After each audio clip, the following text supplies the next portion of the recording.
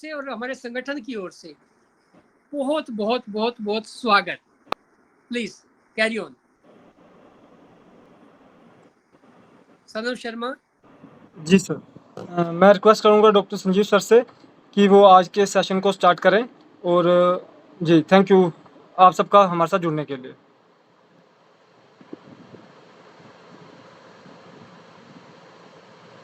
Mic on कर लीजिए sir please.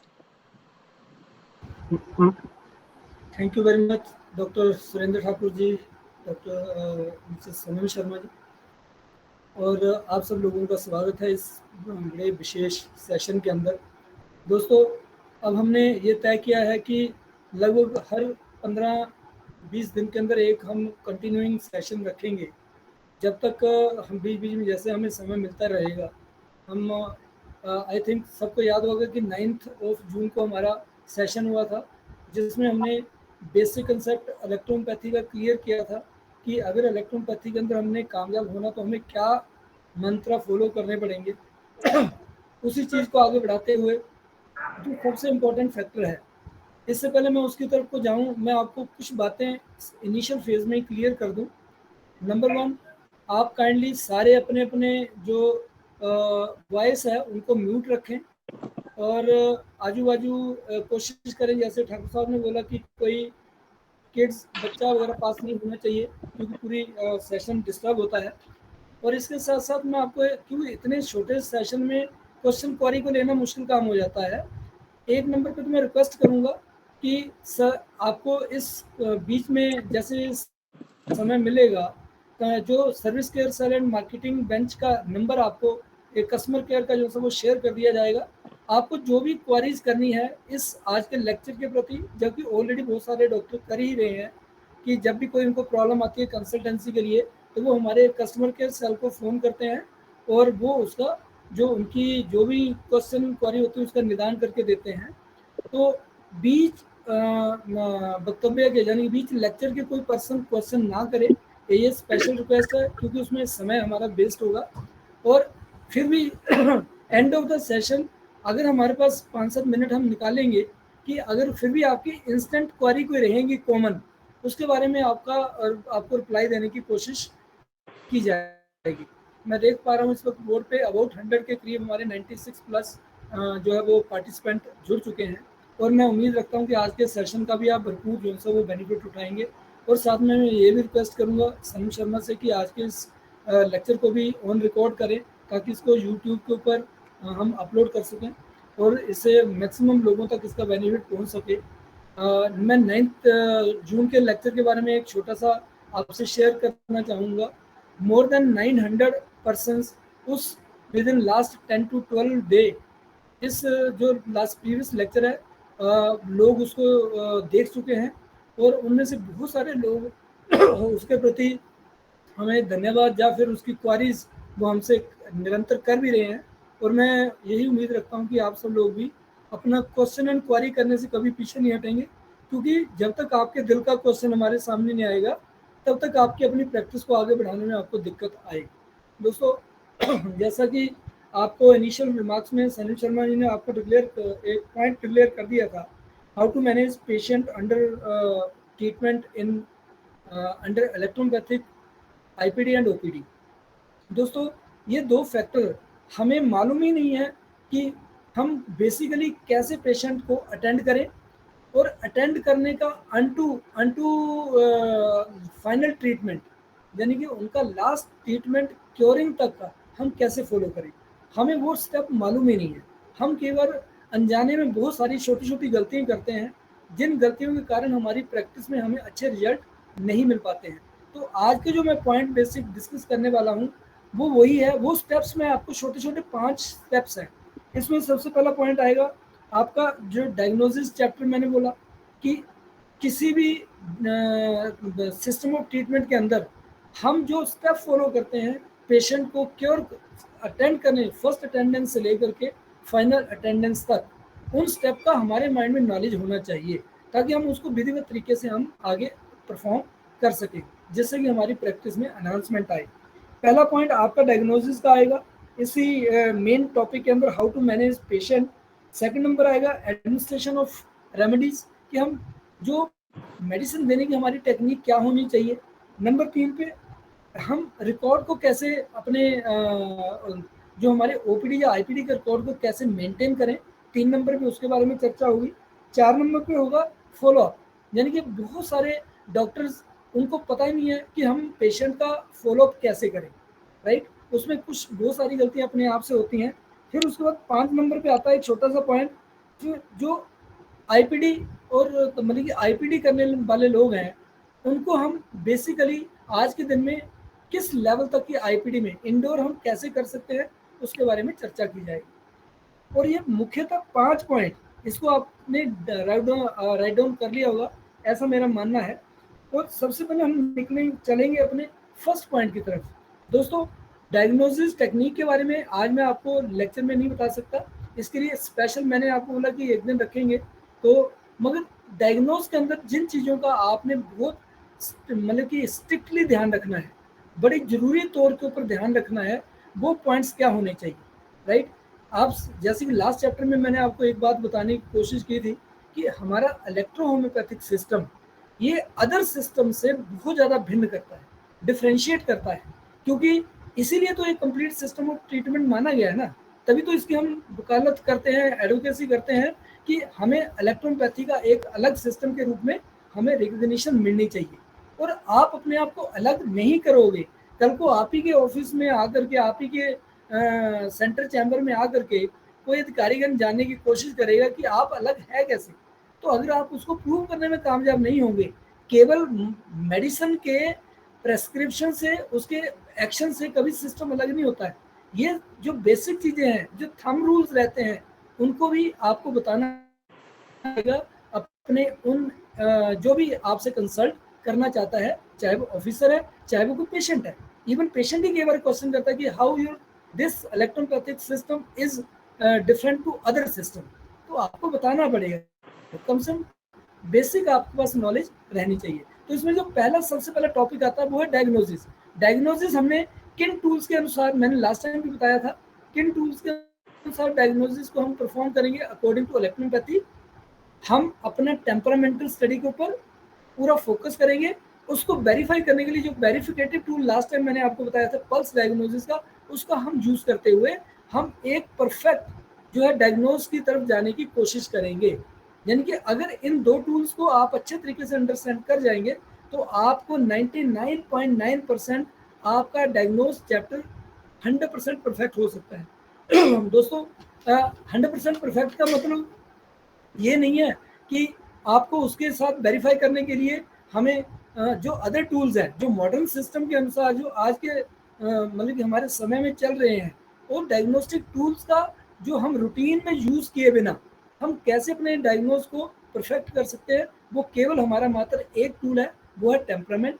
और टेम्परामेंट के टूल को वेरीफाई करने के लिए हमने वो भी फिजिकल टूल के रूप में हमने पल्स अकॉर्डिंग टू इलेक्ट्रोपैथी जो सा चैप्टर तैयार किया है, उसके बारे में आपको जानने की ज़रूरत है।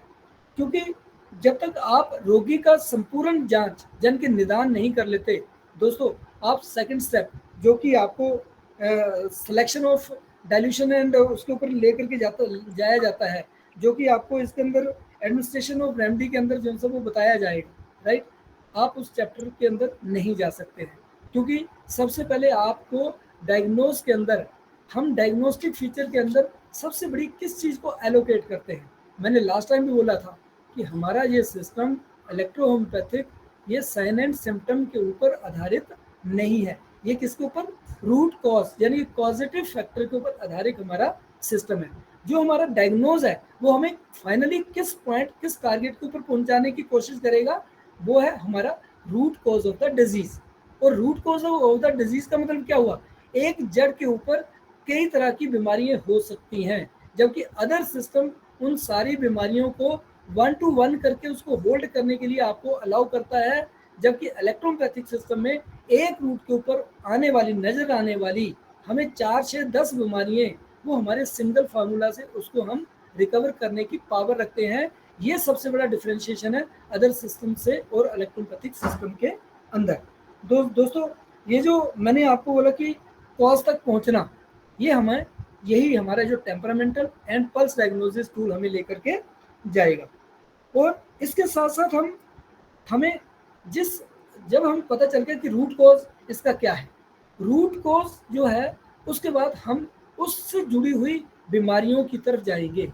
बीमारियों बोल रहा हूँ, एक जड़ के ऊपर कई तरह के बीमारियां हो सकती हैं, उनमें से हमने मुख्यतः जो एक ऐसी बीमारी बीच में आपको नजर आएगी जो आपके 4 सिस्टम को इम्पैक्ट कर रही होगी, हमने उस रूट कोज के थ्रू उस मेन पॉइंट के ऊपर पहुंचना है ताकि हमें उस बीमारी का जो वो उस जड़ के ऊपर जो सबसे प्रोमिनेंट डिजीज है उसके बारे में हमें पता चले। एक पॉइंट, नेक्स्ट पॉइंट आता है फिर हमें उस डिजीज की क्लास के ऊपर जाना है कि उस डिजीज की, जैसे लास्ट मैंने लेक्चर में बताया था कि 3 टाइप ऑफ डिजीज इस यूनिवर्स के अंदर होती हैं, एक एक्यूट, सब एक्यूट एंड क्रोनिक। हमने कोशिश करनी है जब हमारे पास रूट कॉज आ जाता है उसके अंदर पाए जाने वाली मेन डिजीज हमें सामने हमारे आ जाती है, उसको हमने ये एलोकेट करना है कि ये जो बीमारी है, ये रोग है, ये डिजीज है, वास्तव में इसका क्लास क्या है, क्या ये एक्यूट है, सब एक्यूट है या क्रोनिक है। तो आपको इन तीनों टाइप में से किसी एक टाइप तक पहुंचना है। और ये जो 3 छोटे छोटे पॉइंट्स मैंने डायग्नोसिस के थ्रू आपको बताए कि आपको रूट कॉज ढूंढना है, मेन डिजीज ढूंढनी है, फिर टाइप ऑफ डिजीज के ऊपर आपको जाना है। अगर यहाँ तक आप डायग्नोज के थ्रू पहुंच जाते हैं तो नेक्स्ट जो सेकंड स्टेप आपका आता है एडमिनिस्ट्रेशन ऑफ द रेमेडीज।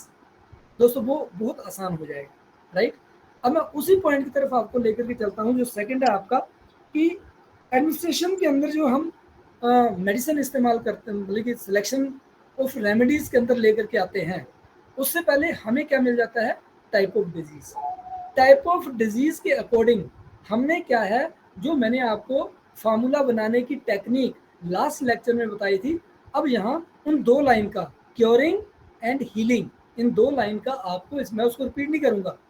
अगर कुछ लोग नए हैं आज की डेट में, यूट्यूब के ऊपर जाएं, मेरा प्रीवियस लेक्चर देखें, उसमें आपको पता चल जाएगा कि 2 टाइप के जो सब हमने जो आपको बताए हैं, ठीक है। तो उस 2 टाइप के अंदर आपको किस तरीके से जो सब वो एंटर करना है, राइट। तो इसमें सबसे पहले 2 टाइप के अंदर क्या आएगा, सिलेक्शन ऑफ रेमेडी, फिर उसके बाद नेक्स्ट नंबर आएगा selection of dilution, right. Selection of remedy हमारी type of disease, main type of cause and type of disease के ऊपर हमारी सिलेक्शन ऑफ रेमेडी आ जाएगी, राइट। खासकर टाइप ऑफ डिजीज के ऊपर आपको आएगा, है ना। फिर टाइप ऑफ डिजीज के ऊपर जब हमारे पास रेमेडी सिलेक्ट होगी उन 2 लाइन के अनुसार, फिर उसके बाद हमने तीसरे नंबर के ऊपर जाना है कि हमें जो इसकी मेडिसिन में डाइल्यूशन कौन सा, हम इस जो 2 लाइन फार्मूला हमें मिला उसको हमने किस पर्टिकुलर उसके अंदर डाइल्यूशन के अंदर लेकर के जाना है। क्योंकि अगर 3 टाइप की डिजीज है तो मैंने लास्ट लेक्चर में बताया था कि 3 टाइप के ही हमारे डाइल्यूशन है, first, second, third, D5, D4, D5, D6। उन 3 चैप्टर 3 डाइल्यूशन के अंदर ही आपको सारी सिलेक्शन करनी है अकॉर्डिंग टू डिजीज, राइट। अगर टाइप ऑफ डिजीज हमारी मान लीजिए एक्यूट है तो उसके लिए हमें नेगेटिव डाइल्यूशन यानी कि D6 को सिलेक्ट करना है, न्यूट्रल है D5 है तो D5 उसके सामने सब एक्यूट डिजीज के लिए। और अगर क्रोनिक है तो उसके लिए हमें जो है वो chronic disease negative in nature है, पॉजिटिव इन नेचर जो सब हमें डाइल्यूशन सिलेक्ट करना है। तो दोस्तों ये पहली सीढ़ी हुई हमारी एडमिनिस्ट्रेशन ऑफ द रेमेडी। हम अब रेमेडीज को एडमिनिस्ट्रेट कर रहे हैं यहाँ। और सेकंड चैप्टर आता है जब आपके पास फार्मूला भी आ गया और आपके पास नेचर ऑफ डाइल्यूशन भी आ गया, यानी कि डाइल्यूशन कौन सा चाहिए वो भी आ गया। अब नेक्स्ट इसमें हम जो सा वो दोस्तों यहाँ एडमिनिस्ट्रेशन का एक पॉइंट और भी आएगा कि हमें ये भी पता होना चाहिए कि ये जो वास्तविक इलेक्ट्रोपैथिक मेडिसिन है इसको हम कैसे यूज करें, राइट। तो यूज करने के 2 टेक्निक मेथड, एक इंटरनल और दूसरा एक्सटर्नल।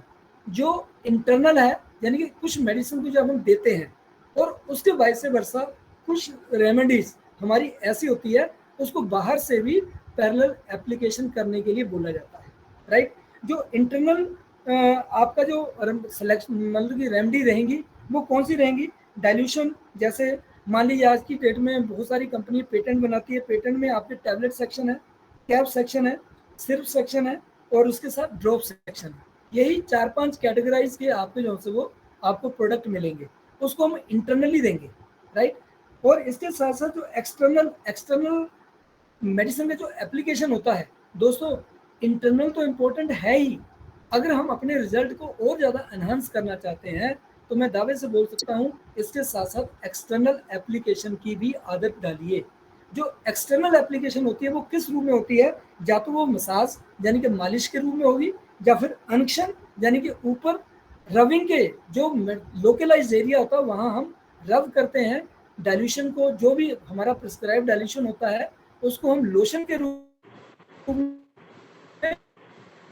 या फिर ऑइंट के रूप में यानी कि व्हाइट पेट्रोलियम जेली या किसी भी मीडिया के अंदर, ऑयल के अंदर, या फिर WPG के अंदर, या फिर इवन सिंपल वाटर के अंदर उसको लगा करके अनक्शन के लिए इस्तेमाल किया जाता है। फिर उसके बाद उससे भी ज़्यादा इंपॉर्टेंट अंदर होता है हमारा कॉम्प्रेसिस यानी कि जिसको दो कैटेगरी में हम डिवाइड किया हुआ है, hot compress and cold compress. अब ये तीन जो एप्लीकेशन आपके हैं, मसाज, अनक्शन एंड कंप्रेस, दोस्तों ये एक्सटर्नल आपकी एप्लीकेशन कहलाती हैं। फॉर एग्जांपल मान लो किसी को फीवर है, हमने उसको फीवर का फार्मूला XYZ दे दिया, अगर उसके साथ साथ उस फीवर के अंदर हमें जो एक्सटर्नल एप्लीकेशन के लिए हमारे मास्टर ने बताया है, अगर उसको हम बीच में अपनाते हैं, फॉर एग्जांपल मान लीजिए मैंने बोला कि फीवर की रेमेडी कौन सी बताई, ग्रुप के अंदर बताई गई थी F1। अगर मैं F1 को इंटरनली इस्तेमाल करने की सलाह दे रहा हूं तो मैं F2 को एक्सटर्नल उसको यूज करने की सलाह दे रहा हूं। एक्सटर्नल का मतलब क्या होगा, या तो मैं उसका मसाज करने वाला हूं, या मैं अनक्शन करने वाला हूं, या फिर मैं उसका कंप्रेस करने वाला हूं। अगर मैंने कंप्रेस करना है तो मेरे को ये पता होना चाहिए कि किस डिजीज में मेरे को हॉट कंप्रेस देना चाहिए और किस में मेरे को कोल्ड कंप्रेस देना चाहिए, राइट। तो ये चीजें आपकी जो है वो एडमिनिस्ट्रेशन ऑफ जो रेमेडी के ऊपर आपकी आएंगी, राइट। तो इसके बाद जब आपके पास अब 2 पॉइंट कवर हो गए, एक तो आपको पता चल गया रूट कॉज का, टाइप ऑफ डिजीज का, सिलेक्शन ऑफ रेमेडी का पता चल गया, सिलेक्शन ऑफ डाइल्यूशन का according to type of disease आपको पता चल गया। फिर उसके बाद एप्लीकेशन ऑफ रेमेडीज कि उसको अप्लाई करने के कौन से कितने तरीके हैं, वो मैंने आपको बोला कि 2 तरीके हो गए आपके, इंटरनल एंड एक्सटर्नल। इंटरनल कैसे आप कर सकते हैं, कहाँ कर सकते हैं, किन किन चीज़ों के लिए इंटरनल, और एक्सटर्नल किस तरीके से और कैसे आप कर सकते हैं, राइट। अब मैं इस सारे टॉपिक में लास्ट में कंप्रेस का एक पॉइंट जरूर इसके अंदर ऐड करूंगा। मैंने बताया कि hot and cold, right, simple सा फंडा है। जितने हमारे वाइटल ऑर्गन्स हैं, वाइटल ऑर्गन्स के अंदर कैसे आ गया, खास करके जो अपर ट्रंक में है, हमारे ईयर, हमारा ये सेंट्रल जो ऊपर अपर हेड, और हमारा फोरहेड, और उसके साथ साथ हमारी आईज, राइट, इसके ऊपर हमेशा ही कोशिश करते हैं कि कोल्ड कंप्रेस दिया जाए क्योंकि ये सेंसिटिव ऑर्गन्स को एलोकेट करता है। इसके अलावा बहुत सारी डिजीज के अंदर, जैसे मतलब कि हमारे जो लोअर ट्रंक के अंदर है, इसमें 95% तक हम आपको हॉट कंप्रेस के लिए मतलब कि अलाउ करते हैं, और कोल्ड कंप्रेस भी दिया जा सकता है बट ओनली 5% केसेस के अंदर, राइट।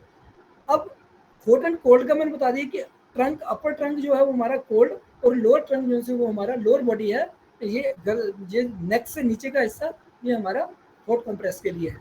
अब कंप्रेस बनाना कैसे है, बहुत सारे लोग इसके ऊपर भी कंफ्यूज होते हैं, तो मैं कंप्रेस का टेक्निक बता दूं। हॉट कंप्रेस बनाने के लिए हम यूजुअली क्या करते हैं, 1.5 से 2 लीटर पानी लेते हैं, राइट। जितना हमारा स्टैंडर्ड डोज रहता है डाइल्यूशन का, अगर मैं बोल रहा हूँ कि 10 to 15 ड्रॉप्स, अगर वो बच्चा है 5 साल का तो 5 ड्रॉप्स, अगर वो 10 साल का बच्चा है तो 10 ड्रॉप, अगर वो एडल्ट है तो 10 से लेकर के 15, इवन अप टू, क्योंकि कुछ केसेस में 25 ड्रॉप तक भी अलाउ किया जाता है। तो मैं मिनिमम बोलूँगा 15 से 25 ड्रॉप्स। अगर हम 1 से 1.5 लीटर पानी, कितना गर्म होना चाहिए, जितना चाय के लिए पानी गर्म होता है, राइट, उतना गर्म पानी होना चाहिए। उसके अंदर 20 से 25, जब एक बार बॉयल हो गया उसको आप 20 से 25 बूंद उसके अंदर डाल दीजिए। फिर उसके बाद एक कॉटन का कपड़ा लेना है, उसको 4 to 8 फोल्ड करना है मिनिमम। जैसे हैंकरचीफ लिया आपने, एक रुमाल ले लिया, उसको हमने डबल फोल्ड और डबल टू डबल फोल्ड यानी कि 4 उसको फोल्ड कर लिए, और फिर उस कॉटन क्लॉथ को हम क्या करेंगे, उस मेडिकेटेड जिसमें हमने दवाई मलाई है, दवाई अकॉर्डिंग टू डिजीज हमने उसके अंदर मिक्स किया है, उसके अंदर हमने डिप किया क्लॉथ को, स्क्वीज किया, और जो लोकलाइज एरिया, मान लीजिए मैंने किडनी रीजन में देना है, गाल रीजन में देना है, स्टमक पे देना है, मैंने चेस्ट लंग्स पे देना है, राइट। तो मेरे को उस जो फोमेंटिंग मेरे पास क्लोथ आया उसको मैंने उस जगह के ऊपर रखना है, थोड़ा सा ठंडा हुआ फिर पानी में डाला, फिर निचोड़ा, उसको बाद फिर दोबारा उस जगह के ऊपर रखा। ये प्रक्रिया मिनिमम 7 to 10 टाइम से लेकर के 25 से 30 मिनट तक आप एट ए टाइम कर सकते हैं, राइट। फॉर एग्जाम्पल मान लीजिए किसी को फीवर हो गया, मान लो फीवर में, चलो फीवर छोड़िए, मैं बोलता हूँ उसका मैं कोल्ड कंप्रेस के लिए एग्जांपल लूंगा। हॉट कंप्रेस के लिए मान लो किसी को गाल स्टोन आ गया, किसी को किडनी स्टोन आ गया, आपने किडनी जो उसका फार्मूला स्टोन का वो दिया, उसके पैरेलल आपने एक्सटर्नल उसको जो हॉट कंप्रेस दिया, वो क्या करेगा, उस एरिया के ट्रैक को जो वो थोड़ा सा ओपन डायलेट करने की कोशिश करेगा। जब वो डायलेट करने की कोशिश करेगा तो जो स्टोन अंदर से कई बार निकलने में दिक्कत आ रही होती है वो फ्रिक्वेंटली पास आउट कर जाता है। खास करके किडनी स्टोन के अंदर तो ये बहुत मार्वलस रिजल्ट है। पता चलता है कि आज मेडिसिन देना शुरू किया, 3 दिन के अंदर बड़े मोटे मोटे जो भी पीस उसके अंदर है वो सारे के सारे बाहर एवैक्यूएट कर जाते हैं। मगर हॉट कंप्रेस करने से आपको रिजल्ट जल्दी मिलेंगे। और हॉट कंप्रेस दिन में कम से कम 2 से 3 बार अगर आप एडवाइस करते हो तो ये आपको बहुत बढ़िया तरीके से रिजल्ट देने वाला है। और अब कोल्ड कंप्रेस कैसे है, कोल्ड कंप्रेस भी सेम है। अच्छा, जो हॉट कंप्रेस में जब आप ड्यूरिंग उसके जो आपके स्वैब आप चेंज कर रहे हो बार बार कपड़ा उसमें निचोड़ करके, तो नेचुरली वो पानी थोड़ा ठंडा होना शुरू हो जाता है। तो कई बार हम क्या करते हैं, अलाउ क्या करते हैं कि हॉट केस ले लेते हैं, उसके अंदर हम उसको रखते हैं, मतलब जो हमारा हॉट वाटर होता है, फिर उसके बाद जैसे हमने एक बार उसको डिप किया और जो स्क्वीज करना उसको स्क्वीज उसके अंदर नहीं करेंगे, उसको अलग बर्तन के अंदर किया, उसके अंदर हमारा गर्म पानी ही रहता है, उसको हम डालते जाते हैं स्क्वीज करके, बस अपने रखते जाते हैं, राइट। तो ये है हॉट कंप्रेस करने का टेक्निक।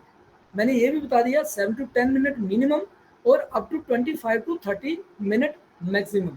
और कितनी बार दिन में दे सकते हो हॉट कंप्रेस, 2 से 3 बार। आगे चल करके आपको जब आप इंडोर को मतलब कि अप्लाई करोगे, इंडोर अपना रन करेंगे, पर्टिकुलर उसमें डे केयर के लिए अप्लाई करोगे, तो आपको ये हॉट कंप्रेस मसाज एंड अनक्शन की ये सख्त जरूरत पड़ने वाली है। क्योंकि हमारे इंडोर में हमें ड्रिप तो लगाना नहीं है, हमें उसको इंजेक्ट तो करना नहीं है कि हर 6 घंटे बाद भैया आपको इंजेक्शन लगेगा। मगर उस पेशेंट को ये उसके माइंड में डालना कि हमारा टेक्निक अलग है, ये इंजेक्शन से भी ऊपर, ड्रिप से भी ऊपर वर्क करता है हमारा ये सिस्टम, जो हम आपको हॉट कंप्रेस के रूप में या कोल्ड कंप्रेस के रूप में हम आपको दे रहे हैं। अब मैं कोल्ड कंप्रेस का भी उसमें क्या करना है, 1 से 1.5 लीटर पानी लिया, same dose recommended according to patient आपने उसके अंदर डाल दिया, 1 डोज के बराबर की मेडिसिन, अगर 15 बूंद डालने तो 15 डालिए। उसके बाद सेम कपड़ा लिया आपने, फॉर एग्जाम्पल फीवर है किसी को, राइट। तो फीवर में क्या होता है, ज़्यादातर जो अपर ट्रंक में वो ज़्यादा उसका प्रभाव रहता है। तो हम क्या बोलते हैं ना घर के अंदर भी कि इसकी ठंडी पट्टियाँ रखें। तो अगर ठंडी पट्टी रखने के साथ साथ वो हमारी मेडिकेटेड ठंडी पट्टी रहेगी, तो मान लो मैंने F1 प्लस येलो इलेक्ट्रिसिटी या A3 येलो इलेक्ट्रिसिटी मैंने उसको दे दिया फीवर को कंट्रोल करने के लिए, तो मैं अगर F2 प्लस वाइट इलेक्ट्रिसिटी या येलो इलेक्ट्रिसिटी का उसको मैं कोल्ड कंप्रेस दूंगा, किसके ऊपर, फोरहेड के ऊपर, लिवर रीजन के ऊपर और हमारी चेस्ट के ऊपर। अगर मैं उसको कोल्ड कंप्रेस देना शुरू करता हूँ, जो फीवर उसका आधे घंटे के अंदर रिलैप्स करेगा वो विदिन 5 to 10 मिनट रिलैप्स करना शुरू कर जाएगा। तो ये कोल्ड और हॉट कंप्रेस को कैसे एडमिनिस्ट्रेट करना उसके बारे में मैंने आपको जानकारी देने की कोशिश की। दोस्तों, ये जो फैक्टर है इंटरनल एंड एक्सटर्नल जो एप्लीकेशन ऑफ रेमेडीज, ये बहुत इम्पोर्टेंट है। अगर आपको बड़ी जल्दी अच्छे तरीके से अपना जो है वो रिजल्ट लेना है, अपनी ओपीडी को आगे बढ़ाना है, आईपीडी को आगे बढ़ाना है, तो दोस्तों ये आप दोनों टेक्निक का अगर पैरेलली इस्तेमाल करेंगे तो सचमुच आपको बहुत अच्छे रिजल्ट मिलेंगे। बीच में एक्सपीरियंस शेयरिंग के लिए जो हमारे साथ आपकी सीनियर टीम के कुछ लोग जुड़े हुए हैं, उनमें से किसी 1-2 को मैं बीच में अपना एक वक्तव्य रखने के लिए बोलूँगा, वो आपको बताएंगे कि रिजल्ट आपको कैसे इससे और बढ़िया मिल सकते हैं, राइट। तो ये पॉइंट आ गया आपका application of medicine, administration of medicine के साथ। अब नेक्स्ट, यहाँ तक तो बात ठीक होगी, मैंने डायग्नोज भी बढ़िया कर लिया, सिलेक्शन ऑफ रेमेडी भी बढ़िया कर ली, डाइल्यूशन भी कर लिया। अब पेशेंट को मैंने मेडिसिन दी और पेशेंट को रिलीफ भी आना शुरू हो गया। अब इससे आगे तीसरे नंबर का जो पॉइंट है वो सबसे इससे भी ज़्यादा सेंसिटिव हो जाता है। मालूम कैसे, उस पॉइंट का नाम है रिकॉर्ड कीपिंग। बहुत सारे हमारे डॉक्टर साहिबान क्या करते हैं, जब पहली बार मेडिसिन कोई किसी भी पेशेंट को देते हैं, नंबर ऑफ डॉक्टर पर जो अब रविसन ग्रुप से जुड़े हुए हैं वो इन सारी चीज़ों को फॉलो कर रहे हैं, और जो नहीं कर रहे हैं वो भी जल्दी इस चीज़ को फॉलो करें, राइट। नंबर 1, रिकॉर्ड कीपिंग सबसे ज़्यादा इंपॉर्टेंट है। किस लिए इंपॉर्टेंट है? मान लो अब की बार मैंने उसको रेमेडी दी, मेडिसिन फार्मूला दिया और उसको रिजल्ट आना शुरू हो गया, अगर उसको प्रॉपरली मैंने रिकॉर्ड नहीं किया तो नेक्स्ट उसका जो रिपीट विजिट के अंदर मेरे को खुद को ही मेरे माइंड से, अब दिन में हम मान लो 20 पेशेंट देखते हैं, बहुत सारी ओपीडी तो 100 पेशेंट प्लस भी हंड्रेड्स ऑफ पेशेंट देखते हैं, तो 100 पेशेंट का डाटा अपने माइंड में आप फीड नहीं कर सकते हैं, राइट। तो आपको उसके लिए क्या करना चाहिए? उसके लिए आपको करने के लिए बेसिकली सबसे पहले तो आपका प्रिस्क्रिप्शन स्लिप्स आपकी बननी चाहिए, यानी कि आपका प्रिस्क्रिप्शन पैड बनना चाहिए जिसके ऊपर बड़े अच्छे खूबसूरती से आपके क्लिनिक और हॉस्पिटल का नाम होना चाहिए, डॉक्टर का नाम होना चाहिए, डॉक्टर का एड्रेस प्लस उसका कॉन्टैक्ट नंबर होना चाहिए। फिर उसके बाद डिजीज़ के लिए अभी मैं सनी शर्मा को बोलूँगा, जो हमारा जो प्रिस्क्रिप्शन पैड है, जब मैं बोलूँगा उस वक्त इसको थोड़ा सा आप डिस्प्ले करें और साथ में ओपीडी से रजिस्टर ले लें, और ओपीडी का रजिस्टर भी बताएंगे हम कैसे मेंटेन कर रहे हैं। क्योंकि सबसे पहला आपका प्रिस्क्रिप्शन स्लिप आएगी जिसको हम रजिस्ट्रेशन स्लिप भी बोलते हैं। नंबर 2 पे आपका रजिस्टर्ड आएगा जिसके अंदर आपको जो प्रिस्क्रिप्शन को, एक तो आपने ओपीडी के प्रिस्क्रिप्शन स्लिप के ऊपर तो लिखना ही है, बट उसके साथ साथ आपको रजिस्टर में भी डेट वाइज मेंटेन करके रखना है। और जब आप उसको प्रिस्क्राइब करते हो तो एंड में और ऊपर आपकी डेट होगी उसके अंदर, जो जिस डेट को वो पेशेंट आया, राइट, और नीचे आपके सिग्नेचर भी होने चाहिए और सिग्नेचर में भी आपकी डेट होनी चाहिए, राइट। ये हो गया आपका पहला प्रिस्क्रिप्शन स्लिप। फिर उसके बाद सेम रजिस्टर के अंदर भी आपका जाएगा उसके पेशेंट का नाम, आज की डेट, उसका जो आज का सीरियल नंबर है वो डलेगा। फिर उसके बाद वही सेम सीरियल नंबर आपका प्रिस्क्रिप्शन स्लिप के ऊपर भी आना चाहिए। फिर उसके बाद जब आपने उसको क्या डायग्नोज किया उसको भी लिखिए, राइट। फिर उसके बाद उसकी मेडिसिन क्या प्रिस्क्राइब है आपने की, उसको पूरी डिटेल लिखिए। एंड में अगर आप चाहें, जैसे हम तो लिखते ही हैं, आपको अभी मैं अपना प्रिस्क्रिप्शन रजिस्टर बताऊंगा, रिकॉर्ड रजिस्टर बताऊंगा, हम लिखते हैं कि हमने उसमें चार्जेस क्या दिए, क्योंकि हमारा सारा का सारी प्रैक्टिस एक नंबर के अंदर है। हम उसका बाकायदा सेल टैक्स भी हमारे जाते हैं, इनकम टैक्स भी हमारे जाते हैं, और रिकॉर्ड रखना इसका सबसे ज़्यादा इंपॉर्टेंट है। क्योंकि कल की डेट में इलेक्ट्रोहोम्योपैथी की जो आज हमें बहुत जल्दी अगर मान्यता मिलने ही जा रही है, मैं आपको एक साथ के साथ खुशखबरी ये भी दे रहा हूँ, बहुत जल्दी आपको खुशखबरी मिलेगी, मान्यता मिलने वाली है।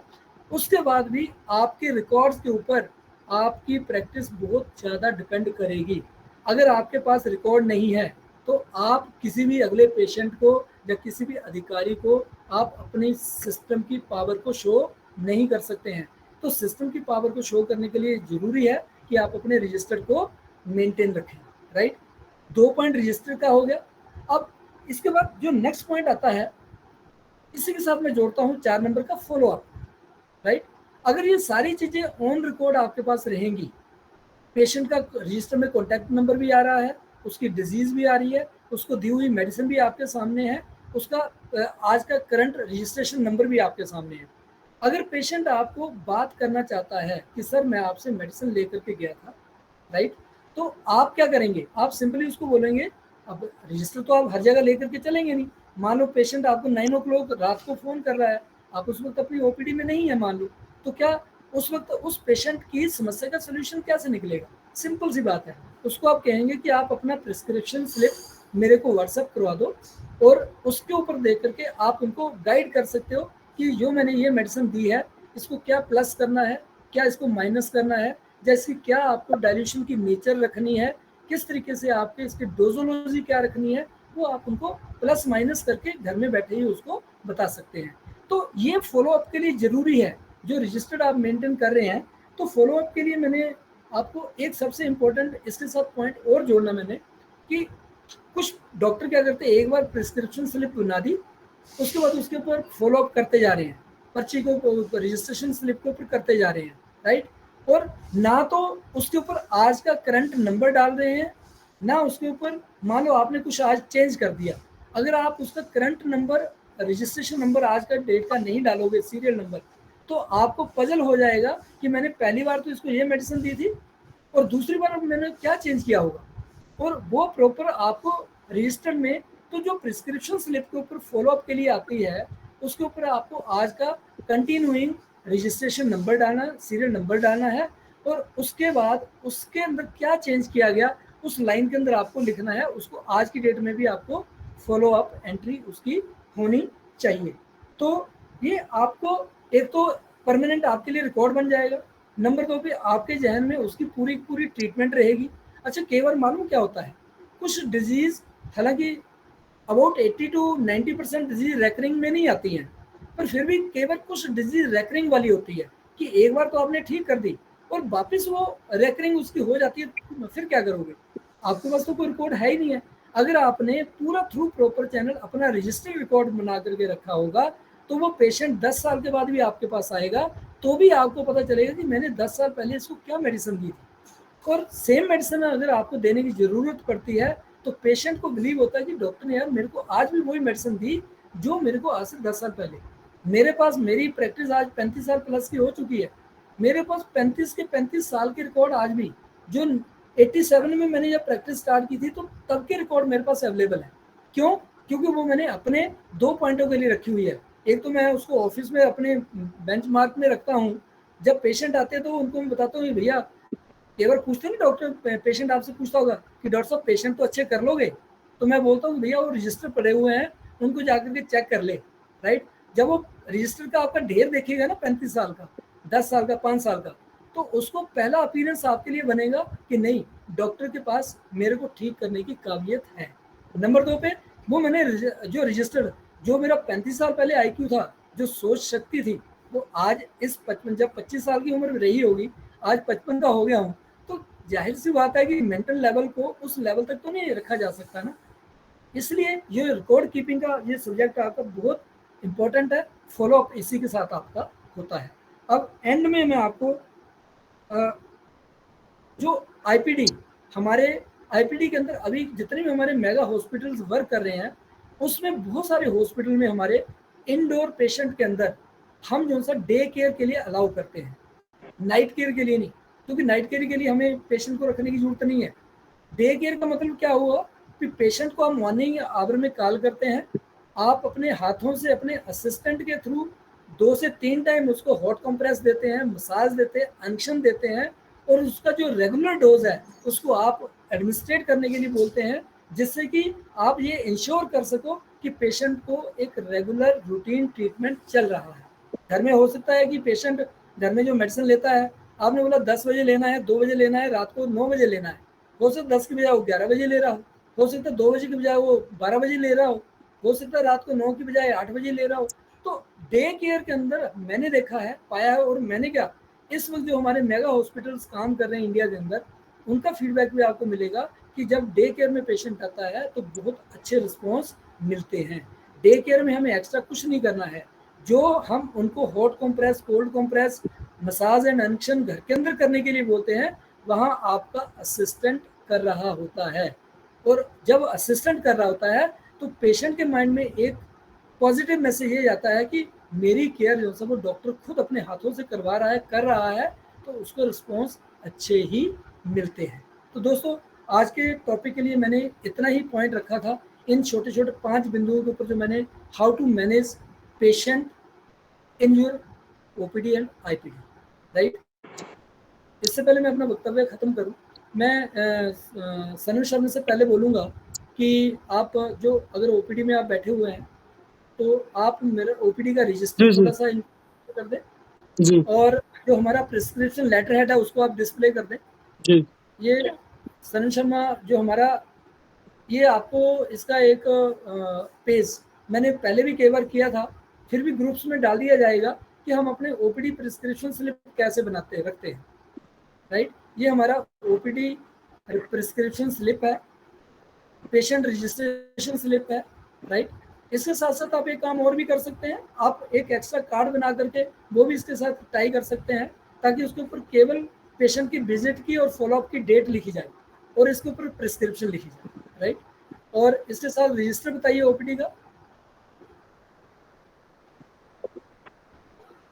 ये देखिए हमने एक डिज़ाइन किया है अकॉर्डिंग टू रेविसन फार्मूलेशन।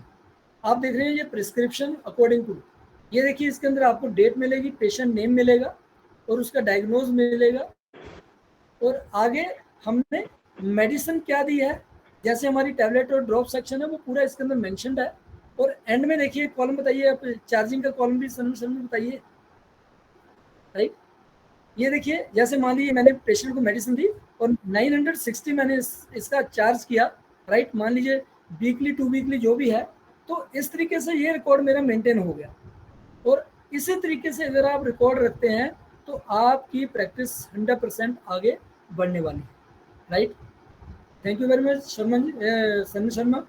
अब मैं चाहूँगा सनी जी, हमारे बीच में डॉक्टर शेखों जी भी जुड़े हुए हैं और डॉक्टर कटारिया भी हैं, राइट।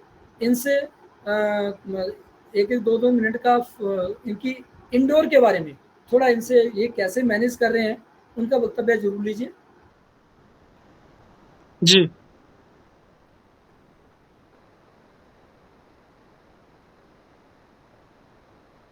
मैं डॉक्टर कटारे जी से रिक्वेस्ट करूंगा कि कृपया करके वो अपने एक्सपीरियंस को शेयर करें।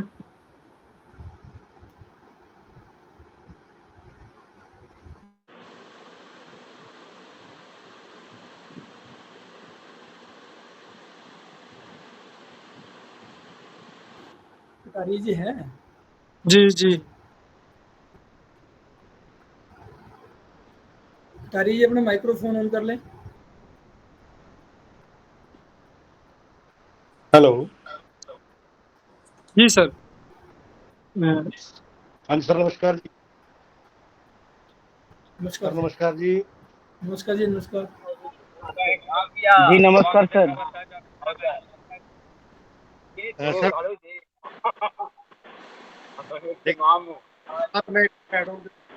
कटारिया जी, अपना इंडोर का जो कंप्रेस को लेकर के आपके एक्सपीरियंस मसाज कनेक्शन पे वो थोड़ा शेयर करिए। जो hot press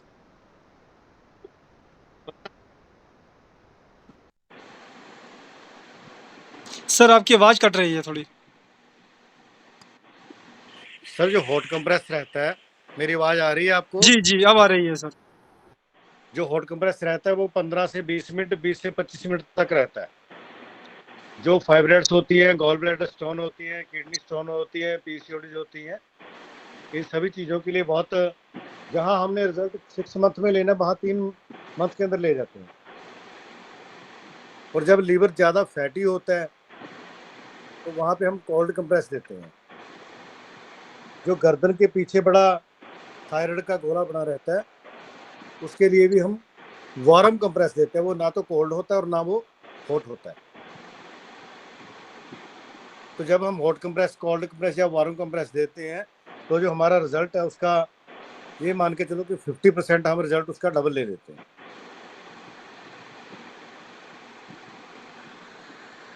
ji sir. Thank you Kataria जी। सनम, आप डॉक्टर गुप्तार जी होंगे? जी अभी वो लेफ्ट में अभी नहीं है। ओके। आप अच्छा, हमारे साथ डॉक्टर प्रजापति जुड़े हुए हैं, उनके साथ अभी रिसेंट एक बहुत समस्या आई थी। आप उनको कॉल करिए, थोड़ा उनसे बात करें, वो अपना एक्सपीरियंस शेयर करेंगे सेल्फ इलेक्ट्रोपैथिक मेडिसिन में उन्होंने उनके लिए क्या किया।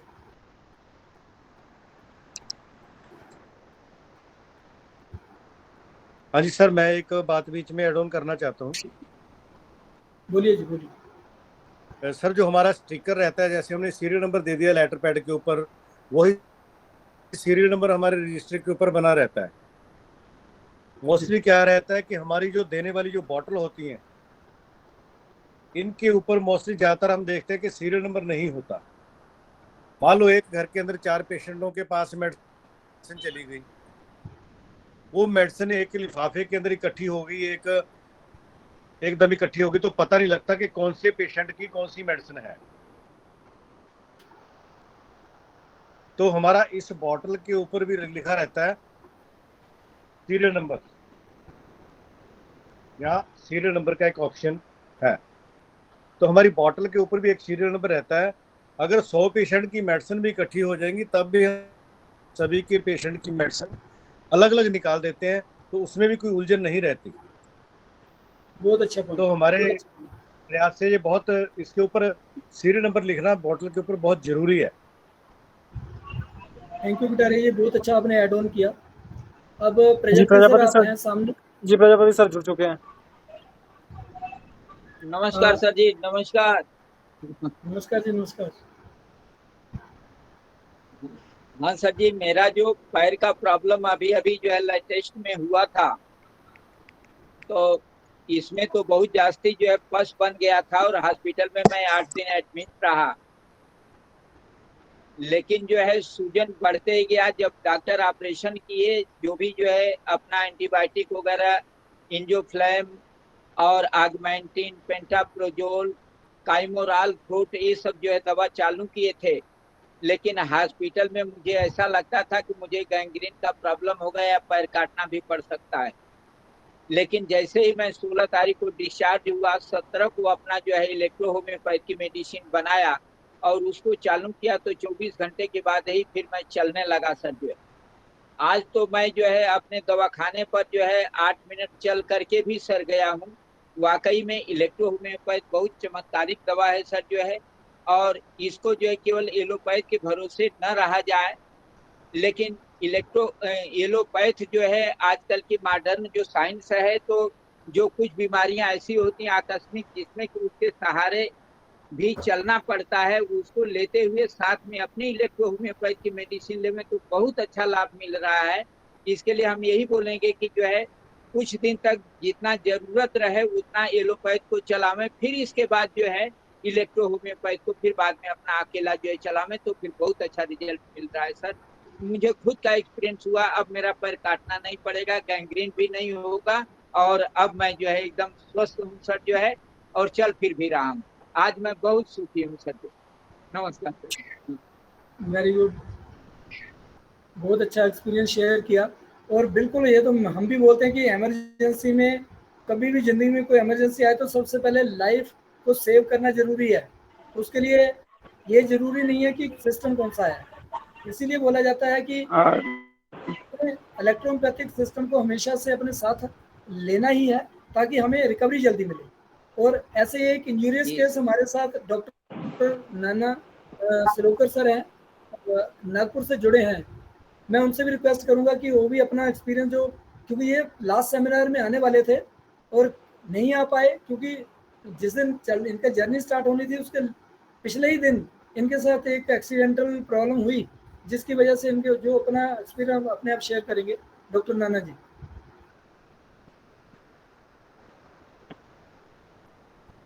नाना श्लोकर सर अभी जुड़ेंगे। हाँ, नाना सर अपना वीडियो ऑन कर ले जरा।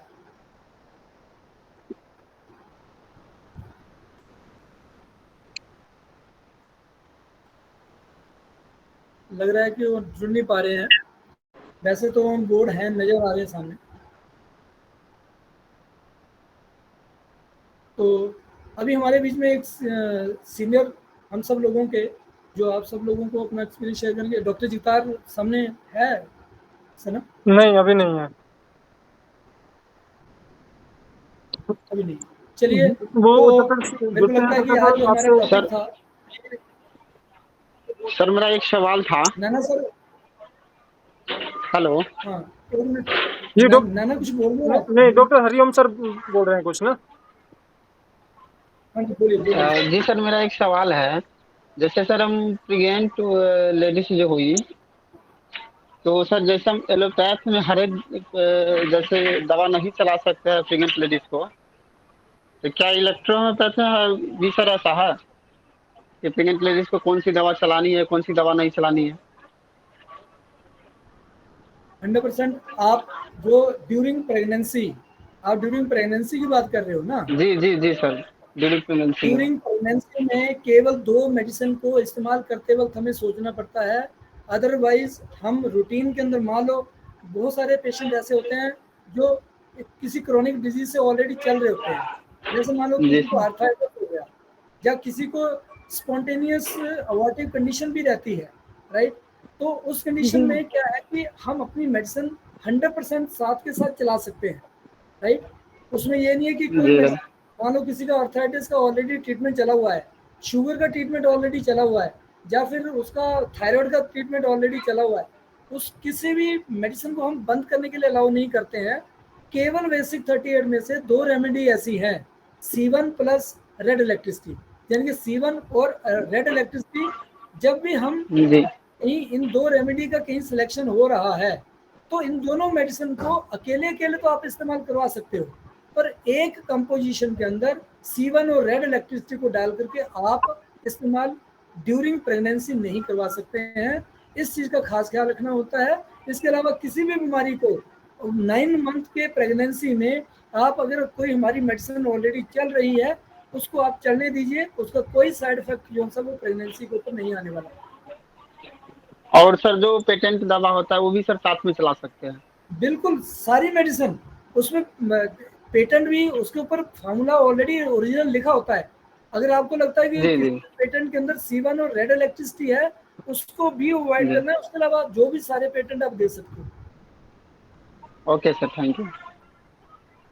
जी अभी हम इस सेशन को आगे बढ़ाएं उससे पहले मैं आपसे कुछ बातें शेयर करना चाहूँगा। ये सेशन क्लोजिंग की तरफ जा रहा है, तो जो मैं आपसे कुछ बातें ये जो शेयर करने वाला हूँ, आप इसको प्लीज़ ज़रा ध्यान से सुनिएगा। इसमें जो फर्स्ट ऑफ ऑल मैं आपसे बात शेयर करना चाहता हूँ उसमें कि देखिए, आप सब डॉक्टर्स हैं, हम सब डॉक्टर्स हैं, ठीक है। हम एक पेशेंट को चेक कर रहे हैं, एक हम किसी यूजुअली हम एक लाइफ एंड डेथ के मैटर को हम डील कर रहे हैं, ठीक है। तो हमें हमेशा सावधान होके आगे वर्क करना रहता है। और हाँ, आप वहीं पर आप आज एक EH के डॉक्टर हैं और अभी आप हमारे साथ रविसन इंडिया इलेक्ट्रो फार्मा के साथ जुड़ रहे हैं। देखिए, आपके पास्ट के भी कुछ एक्सपीरियंस रहे होंगे अपने हर मेडिसिन कंपनी के साथ, और हमारे साथ भी कुछ आपके एक्सपीरियंस बनेंगे या बन रहे होंगे। उसमें मैं जो आपसे बात शेयर कर रहा हूँ कि जो आपको पेशेंट को चेक करना है, आप अगली जो कि यहाँ पे न्यू कमर डॉक्टर्स हैं और उसके अलावा जो ओल्ड कमर डॉक्टर भी रहते हैं, देखिए आखिर में हर जो पेशेंट है वो आपके लिए एक नया एक्सपीरियंस लेके आता है। कहीं पे भी जो न्यू कमर है उनके लिए तो वो सारे पेशेंट नए एक्सपीरियंस ही होंगे। जो ओल्ड कमर है उनके लिए भी हो सकता है कि 10 पेशेंट चेक करके उसमें से 1 या 2 पेशेंट उनके लिए कोई नया एक्सपीरियंस लेकर आए। तो जब भी वो किसी इस स्टेज में होते हैं तो आप हमसे कंपनी से डायरेक्टली अप्रोच करके कंसल्ट कर सकते हैं। उस कंसल्टेंसी में हम आपको अपने पर डिपेंड होना नहीं बताएंगे कि आपको हमें डिपेंड होना है, ठीक है। पर कहीं ना कहीं पे जब तक आप कुछ एक्सपेरिमेंट नहीं करेंगे तब तक आपको मालूम नहीं पड़ेगा कि हम आपसे क्या चीज़ शेयर कर रहे हैं। जो हम आपसे बात, हम आपको जो भी लेक्चर दे रहे हैं या हम आपसे शेयर कर रहे हैं कि आपको ये मेडिसिन को इस तरह से देना चाहिए, अगर आप वो कंसल्टेंसी हमसे नहीं करेंगे तो आप वो हमारा और आपका एक्सपीरियंस शेयर नहीं हो पा रहा उसमें, ठीक है। तो उस वजह से वो चीज़ आपसे प्रॉपरली पूरी आपको मालूम नहीं पड़ पाएगी। इसलिए ये आप सबसे एक रिक्वेस्ट यही रहेगी कि अगले आने वाले समय तक जितने भी हमारे न्यू कमर डॉक्टर्स हैं उनसे ये एक हार्टिएस्ट रिक्वेस्ट है हमारी कि वो आपसे इसी ग्रुप में अभी हमारा कंपनी का सर्विस नंबर शेयर किया जाएगा। जब आपके पास कोई, आप दिन में मान लीजिए 10 पेशेंट देख रहे हैं, ठीक है, आपकी OPD अपनी चली हुई है, हमारे से मिलने से पहले से भी आपकी एक OPD चली हुई है, आप अपनी एक रेगुलर प्रैक्टिस कर रहे हैं। पर आज जब आप हमसे मिले हैं, आप मान लीजिए दिन में 5 पेशेंट चेक कर रहे हैं, ठीक है। 5 में से 4 पेशेंट को आप पुराने ही तरीके से चेक करते रहिए, ठीक है। पर जो आपको 5 में से जो 1 पेशेंट बचा है ना, उसको आप कंपनी से मिलकर चेक कीजिए। आप कंपनी के से प्रोडक्ट से चेक नहीं करना है, उसमें आप हमें कॉन्टैक्ट कीजिए। हम उसमें आपसे अपने प्रोटोकॉल्स और प्रोसीजर को शेयर करेंगे कि आपको किस प्रोटोकॉल को यूज़ करके इसमें रिजल्ट लेना है। जब आप इस तरह से 1 या 2 महीने तक 5 से 10 पेशेंट को हमारे से कंसल्ट करेंगे, कंपनी से कंसल्ट करेंगे, उसमें क्या रहेगा, मेन आपका और हमारा एक एक्सपीरियंस शेयरिंग रहेगा। मान लीजिए आप कोई आपके किडनी का डिजीज़ का पेशेंट आता है, आपके एक्सपीरियंस, खुद के एक्सपीरियंस के अकॉर्डिंग आप एक फार्मूला बना रहे हैं, पर वहीं पे हम जो आपसे कुछ चीज़ें पूछेंगे उसमें हम आपसे डायग्नोसिस पूछेंगे, वो भी हमारे टेम्परामेंट के अकॉर्डिंग। जो हमारा टेम्परामेंट डायग्नोसिस है उसके अकॉर्डिंग हम आपसे डायग्नोसिस कंफर्म करवाएंगे। उसके अलावा जो भी हमें चीज़ कंफर्म करवानी होगी हमारे सिस्टम के प्रोटोकॉल्स के अंडर, वो हम आपसे कंफर्म करवाएंगे। और उसके बाद हम आपसे शेयर करेंगे कि आपको किस प्रोटोकॉल और प्रोसीजर के अंदर जो प्रिस्क्रिप्शन बना के देना है आगे डॉक्टर को, पेशेंट को। और जब आप उस प्रिस्क्रिप्शन को यूज़ करेंगे और मान लीजिए कोई क्रोनिक पेशेंट आपके पास आ रहा है, आप उसको 1 महीने का अगर ट्रीटमेंट में आप जब आपका शो आता है तो आप उसे ये तो बोलेंगे नहीं कि आपको विद इन डे में रिजल्ट मिलेगा, ठीक है। हाँ, आप उससे ये बात कर सकते हैं कि आपको रिजल्ट मिलना स्टार्ट हो जाएगा, पर हाँ, जो आपको पूरा रिजल्ट कि जो आपको पूरी चीज़ महसूस होगी कि आपको किस तरह का फ़र्क पड़ रहा है, उसको मिलने के लिए कम से कम 1 महीने का समय लग सकता है। और जब आपके पास 1 महीने का समय होगा, तो उसमें आप कंपनी से जब डिस्कस करके उस पेशेंट को ट्रीटमेंट देंगे, प्रिस्क्रिप्शन करेंगे, तो उसमें जब कंपनी आपसे बताएगी कि किस तरह से आप 1 महीने में 2 या 3 बार अलग-अलग मेडिसिन को हम उसमें यूज़ कर सकते हैं उन पेशेंट के ऊपर। और ये कंपनी उस टाइम पे गारंटी लेती है कि आपको जब आप हमारे प्रोटोकॉल्स के साथ जुड़ के, आप हमारे से जुड़ के जब उस पेशेंट को चेक करेंगे, हम उसमें आपको 100% रिजल्ट शो करेंगे। और जब आपको एक बार रिजल्ट मिलना शुरू हो जाएगा, तो खुद ब खुद पेशेंट आपका कंटिन्यू होना स्टार्ट हो जाता है। और इसी में सेकंड नंबर पे बात ये रहती है कि हमें जो प्रिस्क्रिप्शन देनी है, आपके पास सबके पास हमारी एक बुक है, guide to clinical practice book, ठीक है। उसमें हमने सारे डिजीज़ के लिए फ़ॉर्मूलाज़ लिख के रखे हैं कि आपको किस डिजीज़ पे क्या फ़ॉर्मूला देना है। जब आप हमसे जुड़ेंगे, हम वही फ़ॉर्मूला आपको बताएँगे, पर हमें आपको उसमें ये बताएँगे कि इस फ़ॉर्मूला को आपको किस तरह से प्रिस्क्राइब करना है। डिल्यूशन वही रहेगा उसका, डोज़ेज़ भी वही रहेगी उसकी, पर जो डोज़ोलॉजी है, उसमें हम पेशेंट के लिए क्या-क्या यूज़ कर सकते हैं, किस-किस मान लीजिए आप हमसे कोई पेशेंट शेयर कर रहे हैं, अब उसमें हमें मालूम पड़ता है कि अच्छा इसकी डोज़ोलॉजी में हमें ये चीज़ें ऐड करनी है। हमें इसमें रैपिड डोज़ को ऐड करना है, हमें इसमें मॉर्निंग इवनिंग डोज़ को ऐड करना है, या हमें इसमें किसी तरह के कंप्रेस को या फिर मसाज को ऐड करना है। वो कंपनी जब आपसे शेयर करेगी, वो कंपनी आपको अपने एक एक्सपीरियंस के थ्रू शेयर करेगी। तो यही आपसे रिक्वेस्ट रहेगी कि अगले कुछ समय तक जितने भी न्यू कमर्स डॉक्टर हैं, और या फिर ये मेन न्यू कमर्स के लिए ही रहेगा कि वो अपने पेशेंट को कंपनी के साथ, दिन में अगर वो 5 पेशेंट देख रहे हैं, उनकी 5 पेशेंट की अगर ओपीडी है, तो कम से कम 1 या 2 पेशेंट को वो कंपनी से डिस्कस करें। और जब आपसे ये नंबर शेयर कर दिया जाएगा, आप उसमें इस नंबर पे हमसे बात करना स्टार्ट कर सकते हैं, और हम उसमें जो भी प्रोसीजर और प्रोटोकॉल रहेगा हमारे इन्फॉर्मेशन शेयरिंग का, आपसे शेयर कर लेंगे। और last end of all sir को बुलाने से पहले, ये जो सेशन आज किया गया है, इसको रिकॉर्ड किया गया है, और इसका वीडियो हम यूट्यूब पे अपलोड करके लिंक आपसे आपके ग्रुप में शेयर कर दिया जाएगा। आपसे रिक्वेस्ट रहेगी कि पुराने वाले वीडियो को भी आप बार-बार देखिए, जब तक आपको उसके क्वेश्चन नहीं समझ आ रहे कि आपको क्या चीज़ जानकारी लेनी है। उसमें हमने बात आपसे शेयर की है, फिर आप उसमें क्या बात आपको समझ आ रही है, क्या नहीं आ रही है, उसके क्वेश्चन बनाइए, और इस वीडियो को भी आप बार-बार देखिए, अपने सवाल बनाइएगा, और उसमें आप फिर हमसे उस चीज़ को डायरेक्टली पूछ सकते हैं। तो इसी के साथ मैं डॉक्टर सुरेंद्र ठाकुर जी को बुलाऊँगा कि वो हमारे सेशन को आखिर की ओर लेके जाएँ। बहुत-बहुत धन्यवाद सनम जी, और डॉक्टर सुनील शर्मा जी का विशेष करके आभार कि उन्होंने हमें बहुत सारी बहुमूल्य जानकारियाँ दी, और अपना जो प्रोटोकॉल था कि how to manage the electrohomeopathy patients in OPD as well as IPD. तो दोस्तों, ये सारी चीज़ें हमें ऐसे ही रूबरू होने के बाद ही समझ में आने लगेंगी। प्रैक्टिस भले हम किसी भी रूप में कितने सालों से कर रहे हैं, वो एक अलग मैटर है, पर इलेक्ट्रो होम्योपैथी को प्रोटोकॉल में लेकर के आना, ये एक बहुत ज़रूरी बात है, क्योंकि अभी हमारा इलेक्ट्रो होम्योपैथी एक ऐसा विषय है जो एक जिसे कहते हैं कि अंडर कंसिडरेशन है, अंडर ट्रायल है, उसका अभी तक कोई सिर पैर नहीं है। कई बार ऐसे भी शब्दों का प्रयोग होता है, पर ऐसी कोई बात नहीं है। इसका सिर भी है और पैर भी है, इसकी रूट बहुत गहरी है, और इसका इतना व्यापक समाज के ऊपर प्रभाव पड़ने वाला है, और पड़ भी रहा है, जो हमें अब दिखाई देने लगा है। तो मैं आशा करता हूँ कि हम अगर अपने अंदर इन सारी चीज़ों को समावेशित करें और बखूबी अपने ऊपर लागू करें, प्रैक्टिस में डे टू डे अपडेट करें, तो निस्संदेह हमारी प्रैक्टिस में सुधार भी होगा, और हम अन्य पद्धतियों की भांति अपनी पद्धति के साथ एक अच्छे नाम के साथ काम करते हुए लोगों में अपनी पहचान बनाने में कामयाबी होगी। मैं इसी शब्दों के साथ आप लोगों का आज के इस सेशन में उपस्थित होने के लिए अपना बहुमूल्य समय दिया। हम पुनः फिर हाजिर होंगे इसी आशा के साथ कि आपसे फिर हम जल्दी रूबरू हों।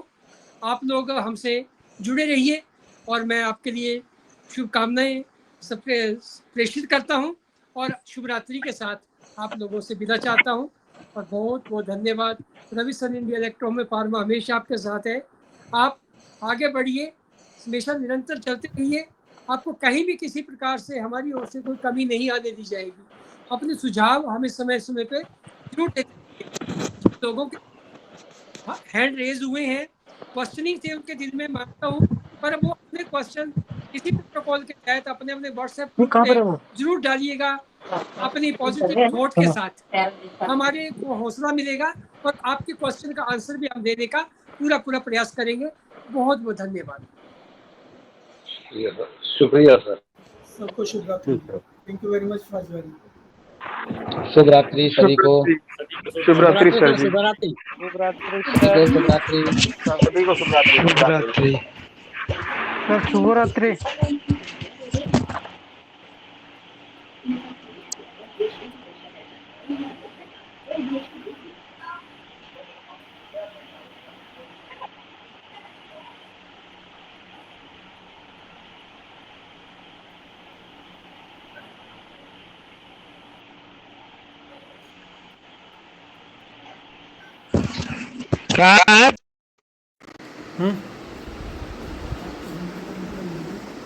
हम्म